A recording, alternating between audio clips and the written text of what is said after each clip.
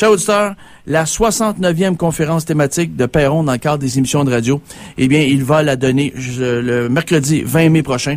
La conférence s'intitule « Bernard Madoff et les fonds spéculatifs qui sont d'origine juive ». Ça veut dire que les propriétaires qui sont propriétaires de ces fonds spéculatifs-là, ce sont des gens d'origine juive, d'accord? Alors, chers auditeurs, si vous allez dans le dictionnaire, dans le Nouveau Petit Larousse, page 1400, édition 2008, qu'est-ce que c'est marqué au niveau de la définition du mot juif? C'est inscrit « personne descendant de ce peuple ou qui s'est converti au judaïsme ». Alors voilà, donc il n'y a pas d'impair qui est commis ici, il n'y a pas juste tout de note d'antisémitisme du tout. Ça n'a rien à voir avec la religion. On parle de personnes qui descendent de ce peuple. Or, chers auditeurs, chères auditrices, lors de ma visite à New York, à Manhattan, je suis allé à Wall Street, j'ai rencontré 3 journalistes, mais surtout, c'était pour aller rencontrer un collègue journaliste. J'ai été fouillé dans les archives là-bas et les fonds spéculatifs Markstone Capital, les fonds Renaissance Fund, les fonds Challenge Edgar Fund, ce sont des fonds qui gravitent tous autour de 2 individus qui sont 2 frères, Edgar Bronfman Sr. ainsi que Charles Bronfman, l'ancien propriétaire des Expos de Montréal. Et ils ont aussi une affinité avec un bonhomme du Markstone Capital Group, c'est-à-dire Ron Lubush. Ron Lubush, c'est un bonhomme qui est à la tête de la banque Lehman Brothers. Or, depuis la crise de Wall Street de septembre dernier, Lehman Brothers, it's gone with the wind. Or, en 10 ans, Lehman Brothers avait transféré des États-Unis 25 milliards de dollars vers Israël. Where's the money, Bernie? Où est l'argent?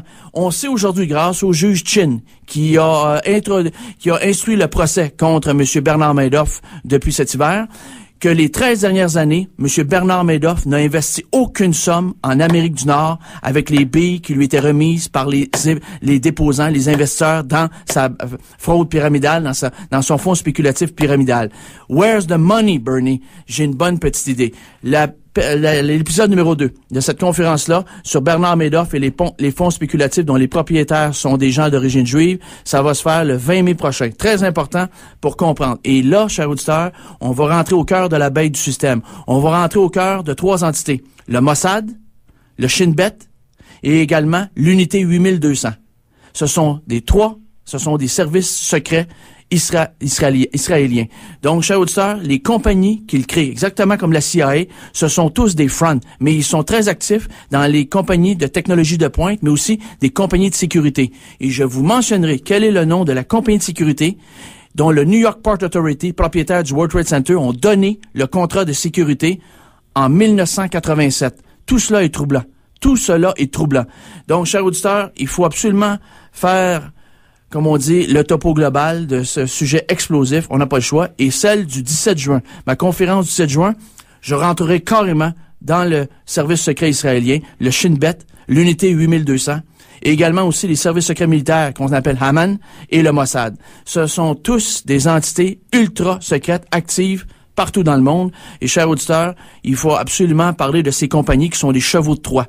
Alors, ces compagnies-là, elles sont en sol canadien, en sol américain.